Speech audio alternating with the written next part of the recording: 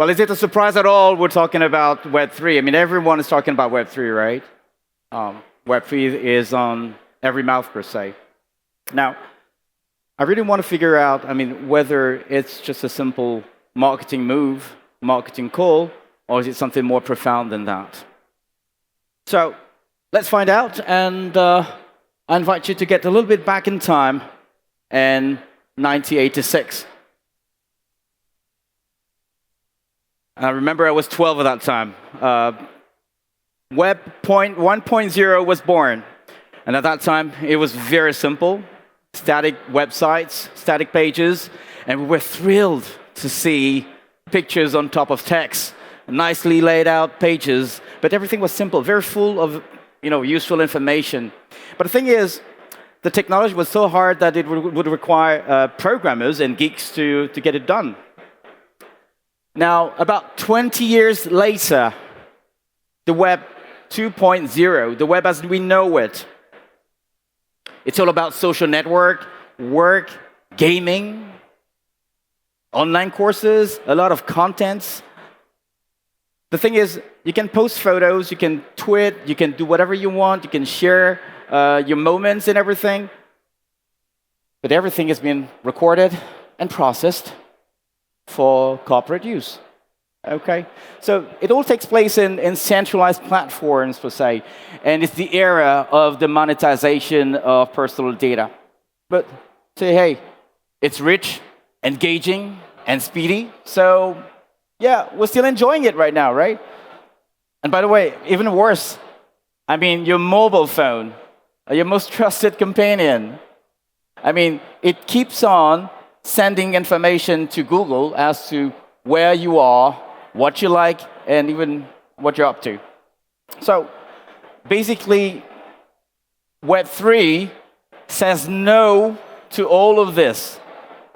And yes, that includes the part where you get to stream continuous contents, rich videos, online courses, gaming, your 120 FPS games. Well, with Web3, that is all over. And you see, Web3 is all about decentralization. And this is actually about people owning their data. And of course, if we were to give away even half of the performance that we got from Web 2.0, I mean, I'll be safe to save my data from big corporations.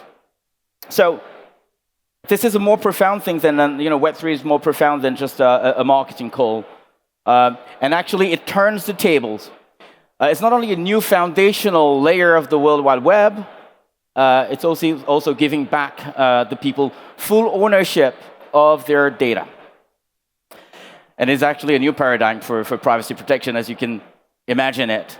Now, you were merely products and beneficiaries of some tech platform, and now you're becoming, with Web3, you're becoming owners and real builders of digitally new and unique assets. So, how corporations will make money? Are they supposed to make money out of the data? No, you can't do that in Web3 because there would be no user data collection and no more cookies.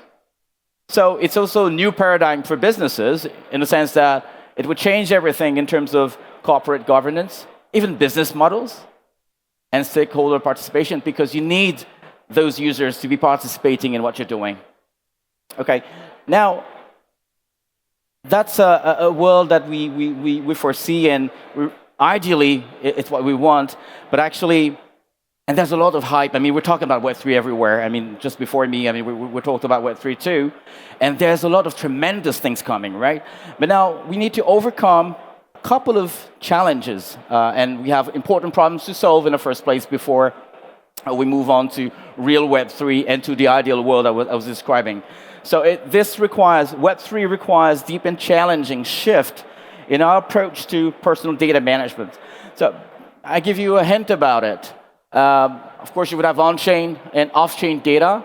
Off-chain data, identity, health, records, degrees, whatever you call it, assets as well. You saw it before in the presentation just before me. It's all about managing data, outside the chain, and then tokenize everything on the chain, of course. But then, what we require actually is to go even deeper than that, because not only would you require a secure wallet, but for instance, if you would want a space where you would want to store a lifetime of data, we'd rather talk about a vault than wallet. So wallet seems to be the first thing, and it seems like we have it today, but then how could it be extended to other things than just cryptos? Now, safe storage seems to be another requirement, and that's a huge one because, like I said, it would require to hold a lifetime of personal data. So it could be decentralized, and I suppose we have solutions for that. That needs to be improved over time, but then there will be a need for more interoperability, because the next thing that is required as well is some kind of organization and governance in order for trusted organizations to validate the data. So could be legitimate central authorities, for example, that will be able to issue, driving license, degrees, whatever, and in the same time, what will be able to take it away if something wrong happens. Talking about driving license, for example. You could have your driving license at one point, and you fail, you do something wrong, on the road, and then some authorities would be able to take it away from you. Okay, so it's just a matter of creation, validation, verification, and maintenance after all. Now, another thing that is even deeper and is even more difficult to overcome is probably related to the life cycle of people. I mean, you're born, you grow up, and then at one point you die. So in order for the data to be initialized and accessed after you pass away, you would need some kind of a delegation system. That could be very sophisticated. So it would be, in a form of multi-key management something. But I mean, things can go wrong, right? I mean, what I mean is Web3 would require from the user a lot of responsibility. I mean, it's your stuff, it's your data, and it requires a lot of responsibility. The same way as you have a tendency to forget your password. I mean, I do forget my password sometimes too. Then we would need to be very responsible. So we probably would need some mechanism behind the scenes to, to avoid this kind of a trap. Like, you heard about stories about, coins being stuck in a wallet and nobody could take it away because the guy has just forgotten his password. Okay? This shouldn't happen. I mean, we're not just talking about token. We're not just talking about money. Money is important, I guess, but personal data is even more important. So we need to make progress on that. Now, like I said, Web3 it's really in its infancy. I mean, it's nascent. It's a nascent science, per se. I mean, you heard a lot about the hype around Web3 and everything, but actually, we have barely gotten past the conceptual stage. And take a look at the Web3 landscape for now. I mean, those companies who claim to be Web3, some of them are really Web3.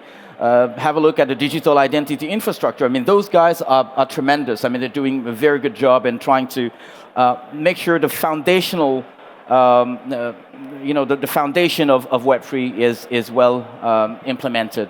Then for the rest of it, as you can see it's really limited to NFTs and cryptocurrencies.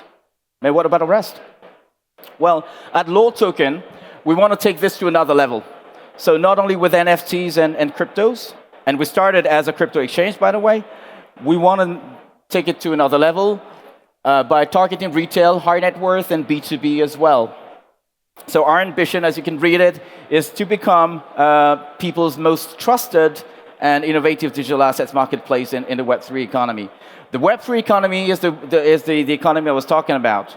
It's a world where you don't make money out of personal data, but you make money out of services, and by using personal data in order to enhance and augment the quality of your services.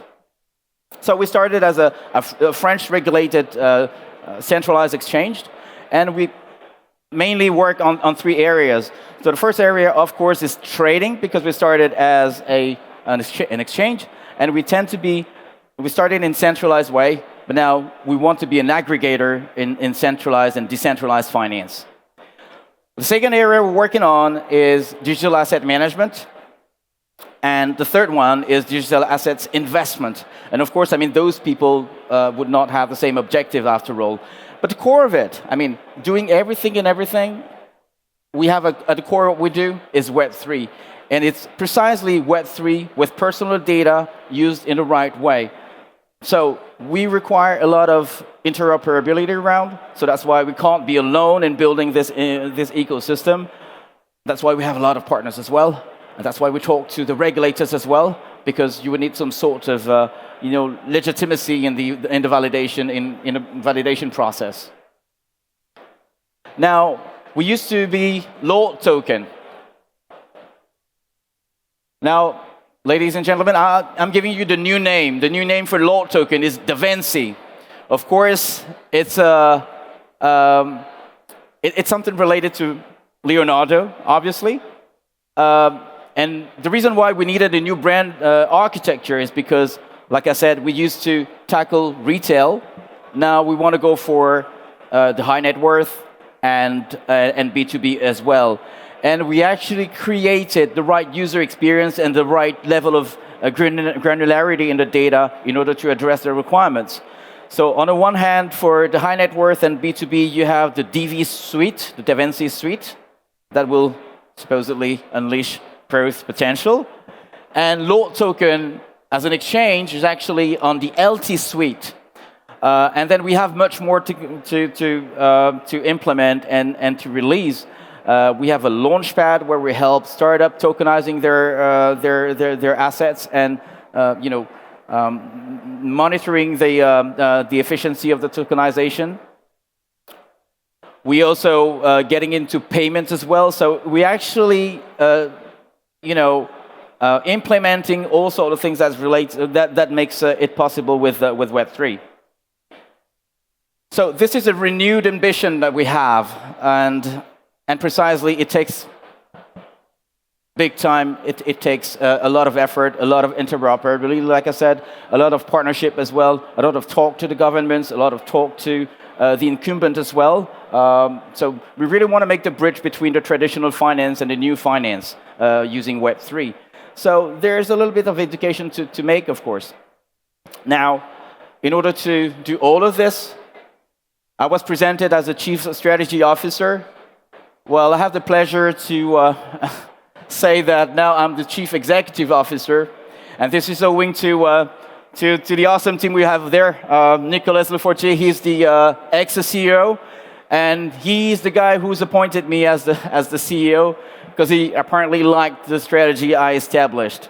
So I'm very honored and very proud to work with a team like that, and like I said, we're unstoppable after all. So, ladies and gentlemen, to know more about what we do, I invite you to go to our booth. It's AIM89, I think. So it's just all over the place there. And if you want to talk to us, we'll have the pleasure to answer all your questions.